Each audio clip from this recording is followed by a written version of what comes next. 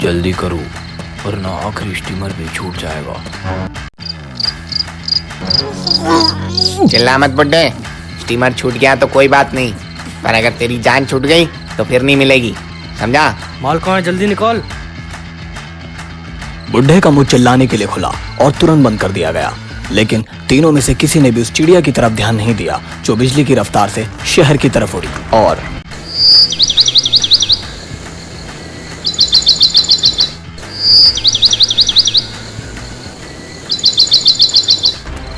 समझ गया, चलो जगह बताओ। और 30 सेकंड बाद शाखा, ये तो उसी की मोटरसाइकिल की आवाज है। तुम भागो।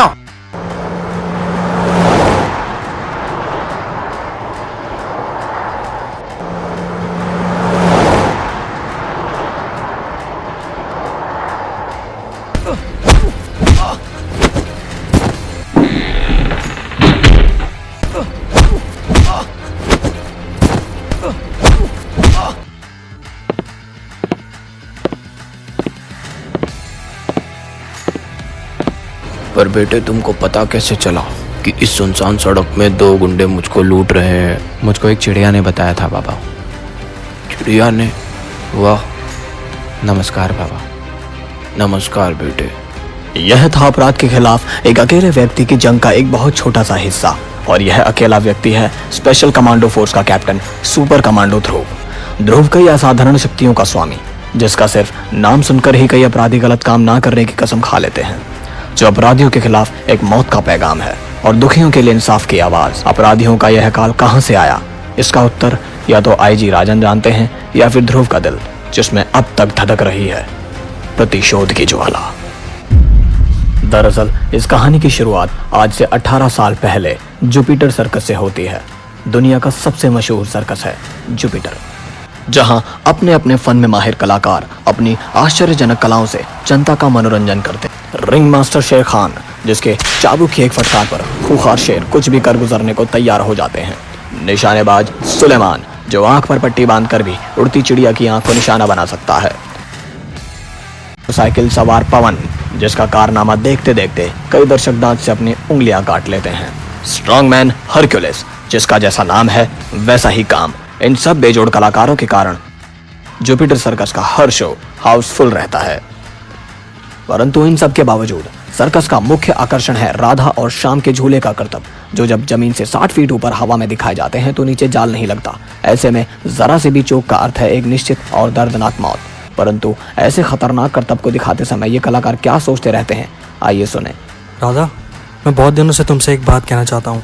तो सोच क्या रहे हो? शो खत्म होने से पहले ही कह डालो।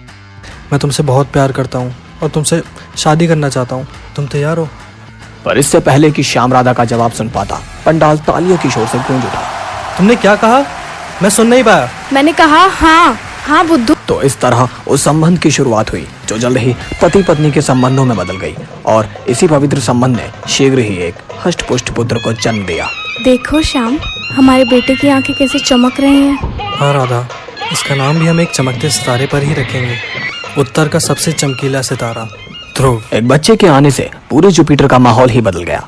मासूम जानवर अपने खाने का हिस्सा बचाकर ध्रुव के लिए ले जाते। नन्हा ध्रुव सिर्फ सर्कस के कलाकारों का ही नहीं, जानवरों की भी आंखों का तारा था। और सर्कस का मालिक जैकब तो जान छिड़कता था ध्रुव पर। आजा आजा आजा बेटा। जानवरों की भी भाषा होती है, इस बात का एहसास नन्हे ध्रुव को बहुत तेजी से हो रहा था। 5 साल का होते होते ध्रुव कई कलाओं में माहिर होने लगा था। घबराओ मत, वो गिरेगा नहीं। रस्सी पर चलना उसके लिए खेल है। जो शेर, बाघ, शेर खान तक की बात नहीं मानते थे, वो ध्रुव के इशारे पर अपनी जान दांव पर लगा देते थे। परंतु रस्सी के झूले पर करतब सीखना सबसे ज्यादा कठिन काम होता है। इसके लिए ध्रुव को तब तक इंतजार करना पड़ा। शाबाश बेटे, पैरों को जितना अधिक मोड़ सकोगे, कलाबाजी खाना उतना ही आसान होगा। और इसके साथ ही ध्रुव के सीखने का समय खत्म हो गया। अब समय था ध्रुव के आश्चर्यजनक करिश्मों को जनता के सामने पेश करने का, और ध्रुव ने अपने गुरुओं को निराश नहीं किया। जनता ध्रुव के करिश्मों को देखकर झूम उठी। ध्रुव का हर कारनामा मौत को चुनौती देता हुआ सा था।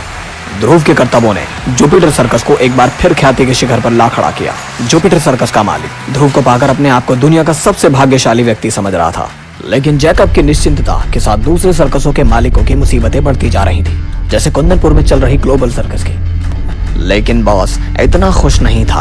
आज के सभी शो की आमदनी का क्या हाल है जिंगो? हालत खराब है बॉस।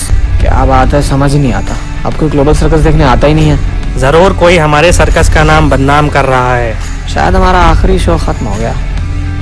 ये भी कोई सर्कस था? हाँ, एकदम बकवास। पापा, वो जो पिछले साल सर्कस आया था ना, क्या नाम था उसका? Jupiter circus. अरे इसकी और उस ग्लोब सर्कस की क्या तुलना? हाँ, यह ग्लोब सर्कस तो जुपिटर के पैरों की धूल तक नहीं है। अब जुपिटर पागल कर दिया मुझको इस नाम ने। कभी हमारा सर्कस टॉप पर था, नोटों में लेटता था मैं, लेकिन जब से ये जुपिटर सर्कस आया हम ताने ताने को मोहताज हो गए हैं। ग्लोब सर्कस के जिंदा रहने की सिर्फ एक ही सूरत है, और वो है जुपिटर सर्कस की मौत। तुम जाओ और जुबिस्को को मेरे पास भेज दो। उस रात ग्लोब सर्कस के मालिक और जुबिस्को के बीच में जो गुप्त बातचीत हुई, उससे एक ऐसा खूनी दौर शुरू हो गया जिसमें ग्लोब और जुपिटर दोनों सर्कस बर्बाद हो गए।